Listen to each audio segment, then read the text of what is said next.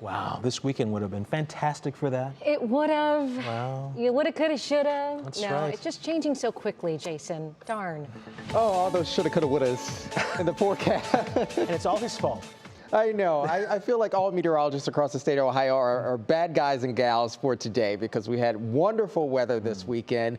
Now we're on what, our fourth or fifth winter at this point? You know, the verdict is still out on that one. And let's start out with radar right now. As I like to say, that is the most pressing issue, certainly if it's active across the region. We had line 1 that moved through a couple hours ago. Of course, that sparked some concern across the northern corridor across northeast Ohio, but also we're dealing with a second wave as well. I'm still keeping an eye on this one. It doesn't look as potent. However, we're just not out of the water yet, so I'm going to keep a close eye on that. Still some light showers you can see moving through our western region at this hour. You can see over back towards Bellevue, Norwalk over in Huron County. Lorain, Oberlin, also even Wellington getting some light shower activity, even stretching down south towards Shelby. Now we look at our friends there for Mansfield, also Loudonville, even Glenmont, even Millersburg, just some light to moderate shower activity moving for you. Maybe there'll be a few rumbles that will happen over the next hour or so. It should not be a major concern, but of course, we're still going to keep an eye on that through about 8-9 p.m. for this evening. Still down towards Tuscarawas and also Carroll County. There's some light hit and miss showers for you as well. So when you start to think exactly why this is happening, how do we get ourselves into this here? We have to talk about how potent this storm system has been when you look at the aerial low and also the cold front attached.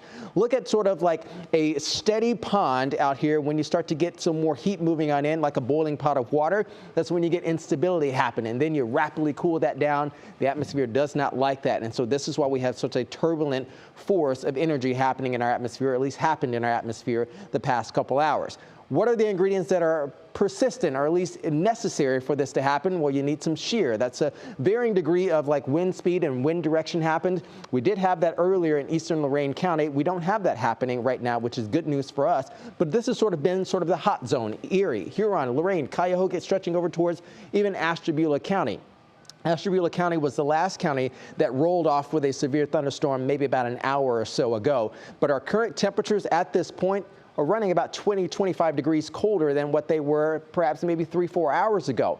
You also need instability. You need moisture in the atmosphere, and we're still dealing with a little bit of it right now.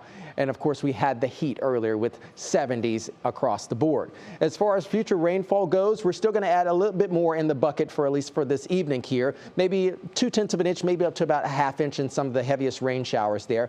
But I think by the time we get to 9-10 p.m., perhaps even 11 p.m. tonight, our eastern counties are going to be sort of waving goodbye to the activity. Here's your National Design Mart hour-by-hour forecast. Keep an eye on the clock in your place on the map because we'll start to titrate down in terms of rainfall accumulations overnight tonight through tomorrow morning. Waking up tomorrow morning, 40s will be on tap. You definitely need to dress warm. Of course, the body is really going to be struggling to kind of conform to this because we've been in the 80s the past couple days.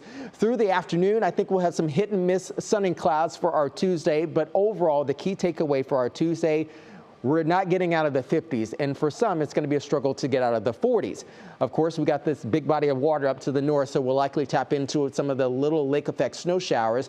They'll be light in intensity. They'll be light in terms of accumulation, but there'll be a little bit of rain mixed on in as well. So again, that may be winter number 5 or 6. Through the afternoon for Wednesday, we'll clear that thing out, and we'll get more sunshine heading back in. I think we'll be smooth sailing for the rest of the week, so don't forget that. That is good news for you.